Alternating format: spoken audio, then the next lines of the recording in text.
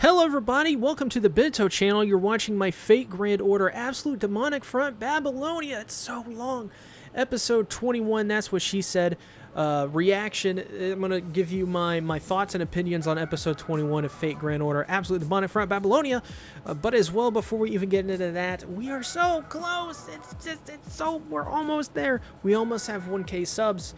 So if you could, please hit that subscribe button if you want to see more content, because YouTube says actually over 90% of you are not subscribed that watch my videos. So if 10% of you guys would subscribe, that would surely get us over the 1K mark, which we're less than 200 subs of the way there, which will get my community tab, which will I then be able to monetize this channel, and I won't be poor, and I'll actually be able to eat. So that'd be great if you could do that. I'm not starving. I'm kidding on that. But I'd appreciate if you guys could do that. But with that out of the way, let's go ahead. Let's get right into it. Fate Grand Order episode. I have to say the full thing. Fate Grand Order Absolute Demonic Front Babylonia Redux Deluxe Edition Golden Edition. Simply titled Grand Order. They should have called it First Order. No, they should have called it Last Order. What did you guys think about that First Order OVA, by the way? I'm curious. So this is like they've been teleported. Mash and Ritsuka have been teleported back to the surface. All the battle is over, and this is kind of like the send-off for this Singularity. This is the send-off for these characters, and it's quite a well done send-off in my opinion. Like in my opinion, this episode and this series just kind of ends. But I think this episode is still pretty good. The OVA did its job pretty much how the game went. Yeah, I've played through the opening. I agree. Of the mobile game, I played through the opening of that. I did a review of First Order way back when. That was okay. So yeah. Episode 21. We start off with Quetzalcoatl and Jaguar Man are back. And you're maybe wondering how. Well, it turns out this is one of my favorite scenes, or one of my favorite moments from Jaguar Warrior, Jaguar Man, what do you want to call him? Her, sorry. How dare I assume her gender? She's like, what does she say? I want to bring it up. I tweeted it out. Let me go to my Twitter and find it, because it's so funny. It's just such a moment. Like it's such a mood. Oh, here we are. She says, there was this space debris streaking through the stratosphere like a falling star. So I'm like, "Arr!" And I ran above the mud and caught her at the last second like a boss. And thanks to the slippery mud, we were on a slip and slide course to the port while burning. Oh my god, it was amazing. I'm like, that is the greatest thing she's ever said. I love her. She is precious. Jaguar Warrior for life. And that's how they survived. She literally caught Quetzalcoatl and they slid down a bunch of mud. I assume they mean the Tiamat's mud, which I don't know how that would work. The Jaguar Man pulled a Roadrunner. She literally did. Oh, it's so great. A great moment. It looks so satisfying too, because I'm a hugger. I like to hug. I think hugs are great. Quetzalcoatl gives Ritsuka this hug, and I'm just like, man, I want a hug. Like, I don't think I want a hug from her because like she eats people, but I kind of do. Just the hug looked really satisfying.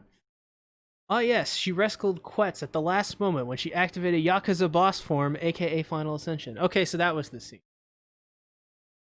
No Jaguar Man alter out of that 0 out of 10 show. What would that even be like? I like how Jaguar Man like absolutely destroys them, and by the end she's not even really in it.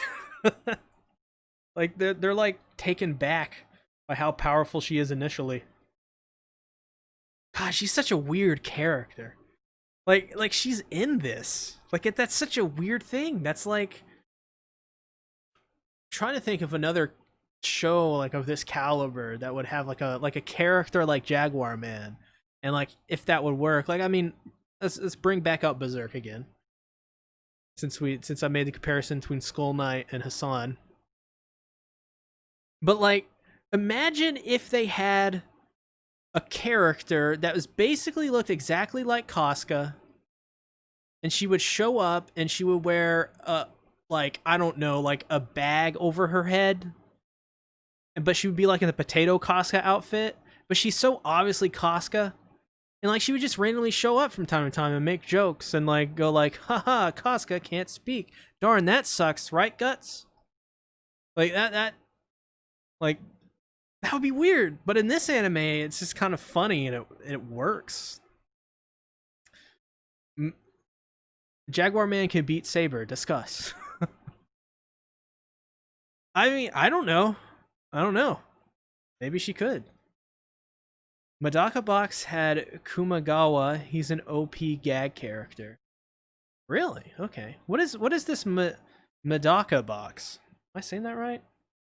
I can't pronounce Japanese worth crap, as most people will point out in my comment section. So Quetz gives this satisfying hug to Ritsuka, which I was like, I need that hug. Need a hug. Give me a hug. And then Quetz and Jaguar Man, they disappear. It's very sad. I'm like, oh, it's kind of sad, but it's like they went out on a good note, so it's fine. And Ishtar. So basically, Ritsuka and Mash, they go back to Uruk and they look. They're like, it's at where Gil's castle place temple thing is. And they're looking over the city of Uruk, and it's all destroyed and stuff. And Ishtar and Merlin's there, and Ritsuka and Mash. And Ishtar's like, yeah, Ereshkigal, she's not actually dead. She's alive. She's just resting. And I'm like, how dare you play with my feelings like that, TV show? How dare you? That is not right. That is not correct. Ereshkigal is so funny.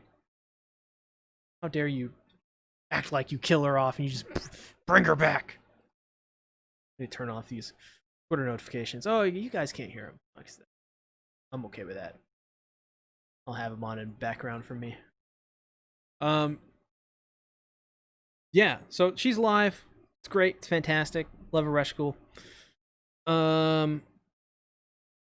Merlin. So the reason why Merlin, it's breaking the rules, right, to go from the Garden of Avalon. Eresh actually kind of dies until you save her in a Christmas event of all things. What? That sounds like the most mobile gacha game bullshit I've ever heard. You save her in a Christmas event. Her physical form is gone, but since in the timeline she's still alive, she didn't actually die. Oh, I cry. I don't know how these Singularity timelines work. It's all convoluted and confusing. I'm just along for the ride. Save her at a Christmas event. That's actually insane. That is literally insane. You save her in a Christmas event. Okay. So, Fate seasonal events are wild. I remember playing the one, it was like the Valentine's one. I played a little bit of that. Like there was that weird lolly girl. Her name was like Himi something, or she's like a princess lolly or something. Maybe she had like cat ears. I can't remember. And she was like, did you know if you cut people up, or no, it wasn't people, it was you cut, or no, she was like, if I were made out of chocolate, like it would be this much calories or something. It was something weird fun fact, like kind of morbid fun fact about chocolate. I don't know if I have those screenshots anymore. I wish I did. Because it was the most random ass shit I've ever seen. I was like, what am I playing? Yeah, I've tried to get into that mobile game multiple times. They need to adapt the whole thing into an anime and I'll be happy. I guess people don't actually die when they are killed. Yeah, that's true. It's true. Shiro was actually wrong. People don't die when they are killed. They're alive. You rebirthed them. When you kill somebody, you bring them back. That's how it works. It's like Sesshomaru's sword in Inuyasha.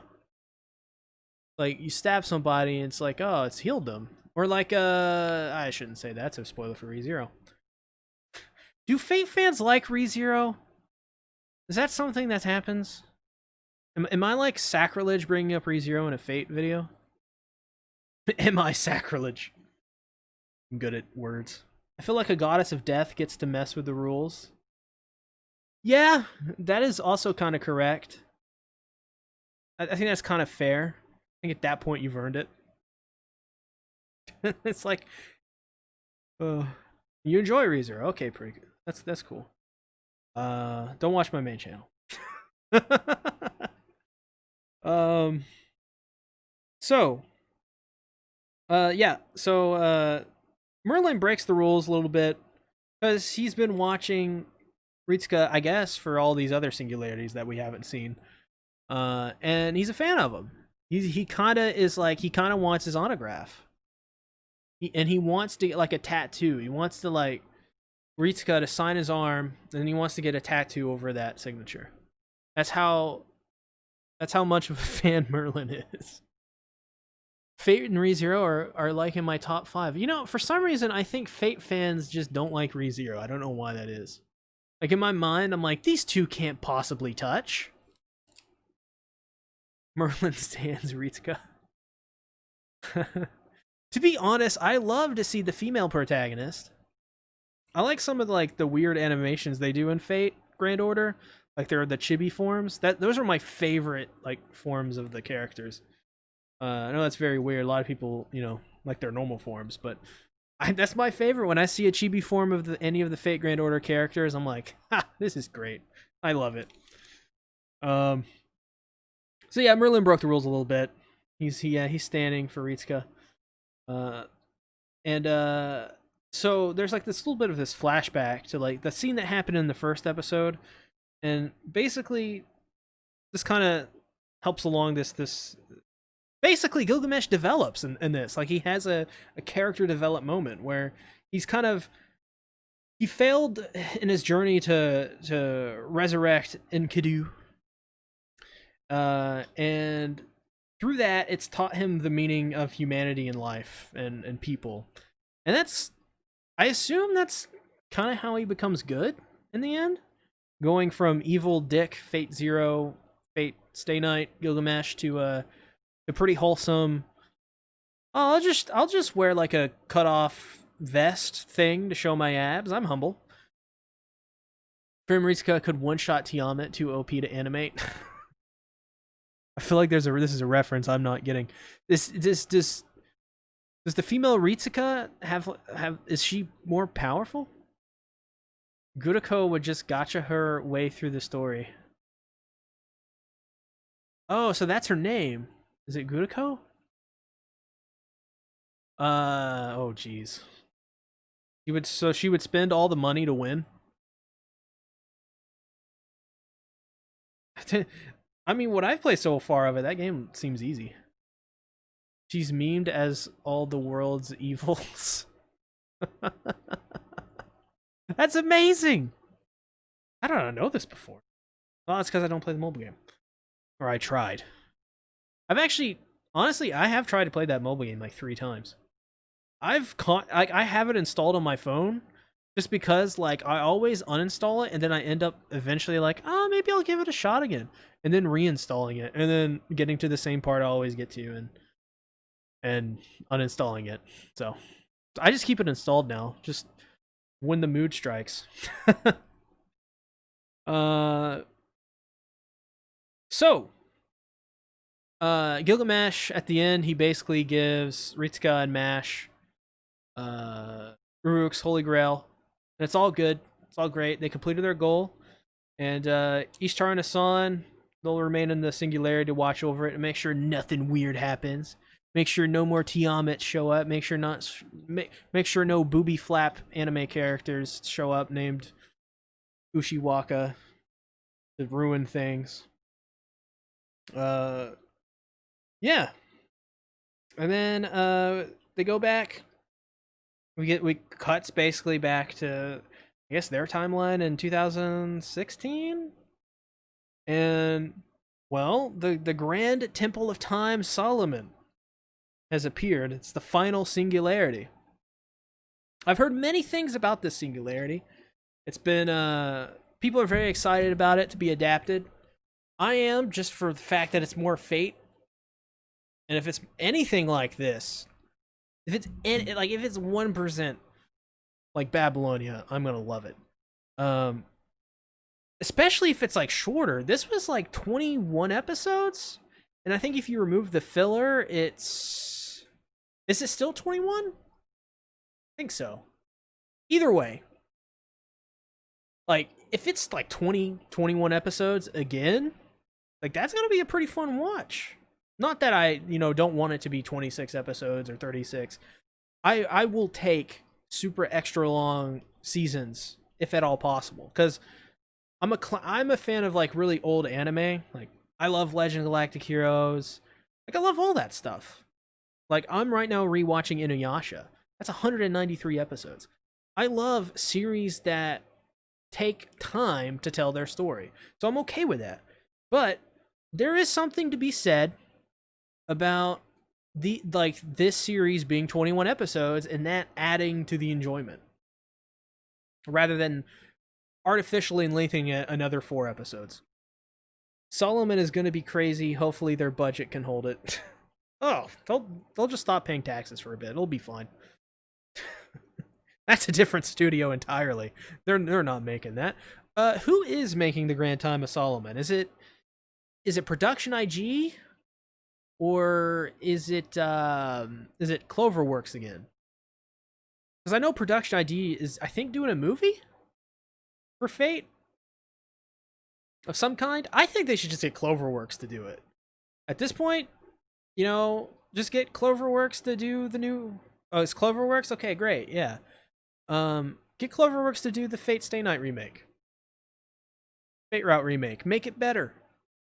Make it not that Fate Route's bad, but make it better than the original anime. IG is doing the Camelot movie. Solomon will confuse the heck out of non-game players. IG is doing Camelot, which is Chapter 6. Okay. So IG is doing the movie. It's Chapter 6.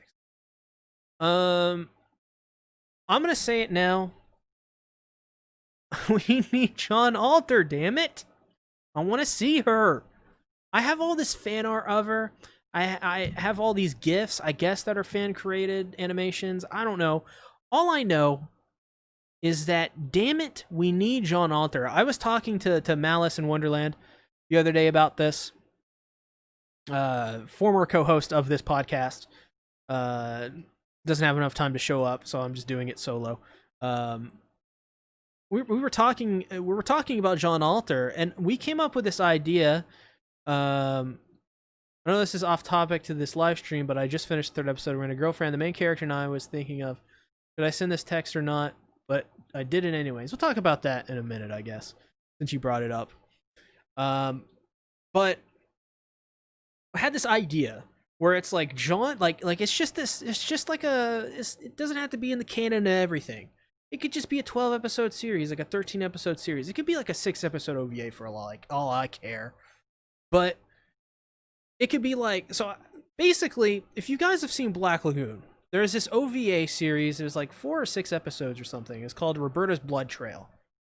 I want something like that, but replace Roberta with John Alter just being super evil. I don't know if she's evil or not. I've seen things about her where she calls someone Dolphin Girl. I think it's herself. Does she call herself Dolphin Girl? Something like that. I want to see her lead like an elite squad of servants that are just doing something bad. I don't know how you would even do it in a setting like Fate, but just something where she's just a bunch of evil servants. It'd be so cool. It'd be so great. Or have, I don't know. We need Iwara adaptation for Jalter and Salter greatness. Well, summer event dialogue. Sorry, I meant he is a simp. Oh, okay.